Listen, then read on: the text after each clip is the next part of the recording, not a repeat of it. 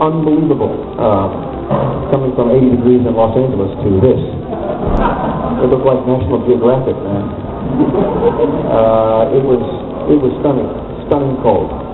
So I'm very glad to be in the hotel. I'm glad that the heating works in the hotel. It's all good. Woo, baby. I'm here for a couple of days and back tomorrow. Back on my way back home to LA. People have asked me what I've been doing over the past 10 years or so. Some directing. Done 2 feature films. One was a Star Trek feature called Of Gods and Men. The other was a feature called Night at the Silent Movie Theater, which stars Tony Todd from The Candyman, also Phil Lamar from Mad TV. Sort of a feel-good character piece. And done some work with TLC for Discovery. I've done about 13 short films, and I've done a web series since then. So I've been directing a lot, playing music back home. I'm going to do some of that tonight at the banquet for you guys. I've got a couple of bands back in LA, and I've been playing music for 30 years, so that's always been one of my first loves, in fact. And voiceover for a Cartoon Network cartoon called Symbiotic Titans. I do the voice of a character called Solomon. Just premiered this last year, and they're in their 2nd season right now, and we'll see if they get picked up for a 3rd, and I'll go back and do some more. I enjoy doing that. It's very cool. Very different work than doing on-camera work.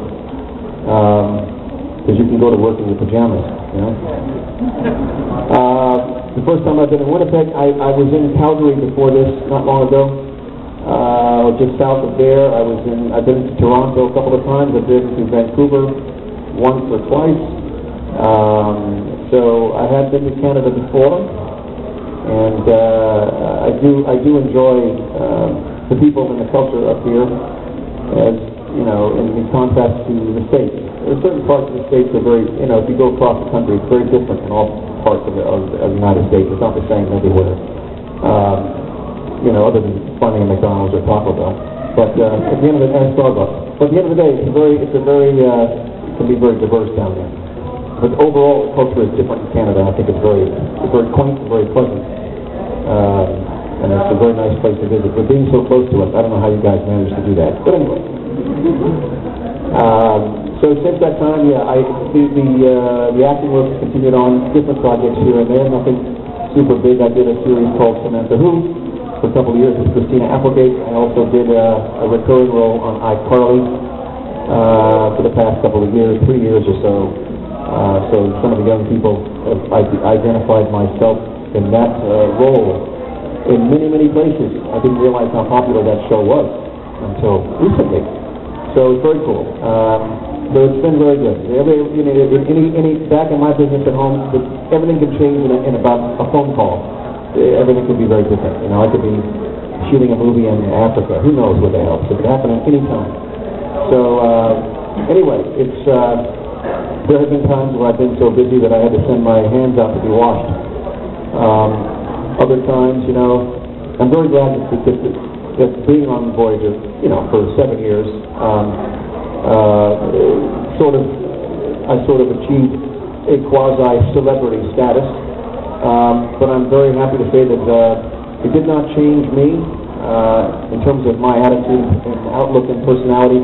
I'm still the same humble individual that I was before I started working on the show. I was just telling the guy who brushes my teeth for me the other day that I don't feel any different. Just checking to keep you awake, that's all. Anyway, as it were, I still miss working with the people I worked with on Voyager. They are very good friends. Still stay in touch with many of them. And I do see them from time to time at conventions also. I just worked with Ethan Phillips on a convention just, I think, less than a month ago in Indianapolis. And Ethan we still hang out together from time to time back home. Played Neelix on our shows. Wonderful. Well, I mean, he's all right. I mean, I like Neelix. I like Ethan who plays Neelix. But then again, I like falling out of trees. So what does that tell you? Ethan's a wonderful guy. If I ever need a brain transplant, I want his because I know it's never been used. I'm not saying it's not bright. It takes them an hour and a half to watch 60 Minutes. I'm not saying it's not, it's not a rocket scientist. He thought Sherlock Holmes was a housing development. I get along with Mr. Ethan wonderfully. He's a nice guy. He's a sweetheart. And Bob Picardo, who I'm here with this weekend, was a pleasant surprise because I didn't know he was going to be here until the very last minute. He's shooting a film up here, so he was able to make it. What a double whammy to have you guys, both of us in one place, and it wasn't even planned. So it's very, very cool to be able to see him as well and hang out with him for the days over the weekend here. Enjoy it very much. I had brought along a couple of short films and some other things that I've done that you guys might be able to see tomorrow and or perhaps on one of these other locations today. And music tonight during the banquet, we'll get a chance to see what that's all about musically as well. And I hope you like it. It should be fun. But for now, questions, if you have any. From the past 20 years, it's already been 20 years since I started working on the show. Absolutely, almost, 17 years since I started working on Voyager. I cannot believe it's been that long. But it has. Moving along. Yes?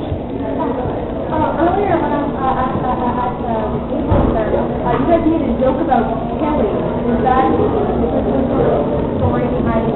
Oh, yes.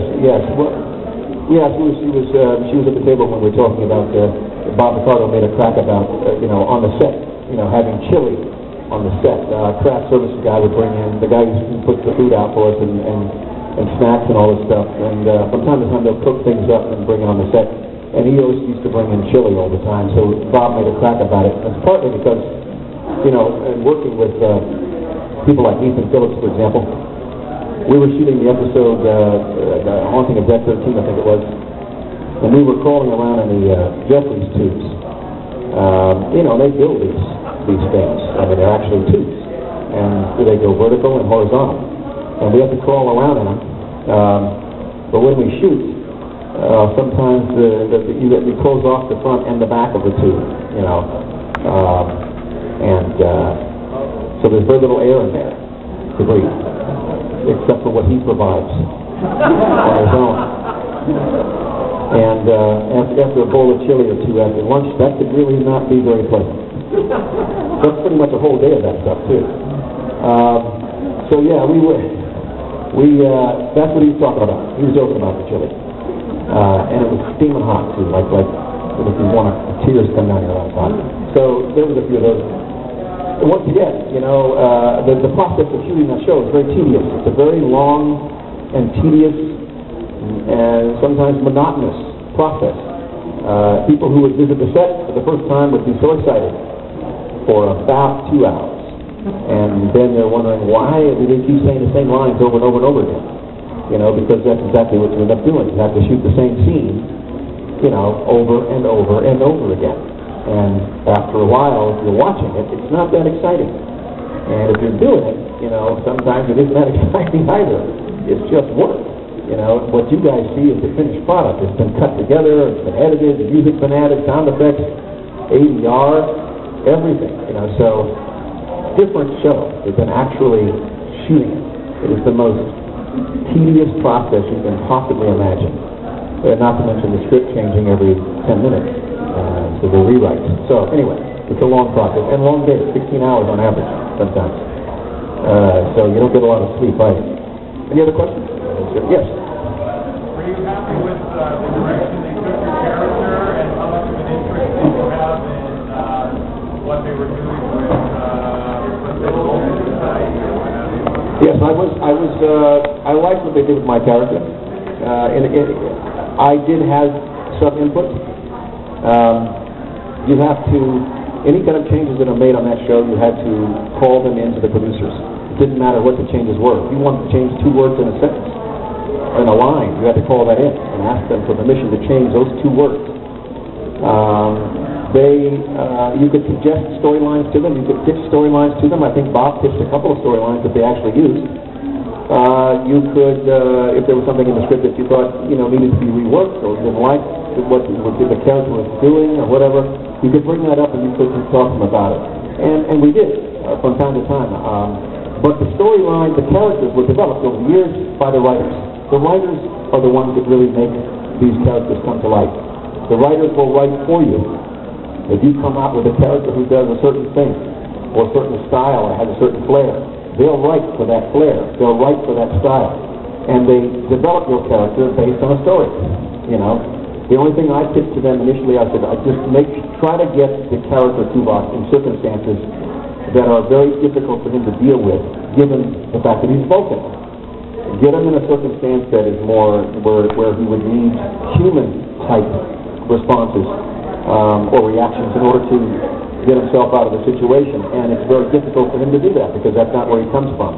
Try to get him in those circumstances, and they did several times. They wrote that. They gave me a family. They gave me children, a wife and children. So I'd already gone through Pon farr, etc., etc.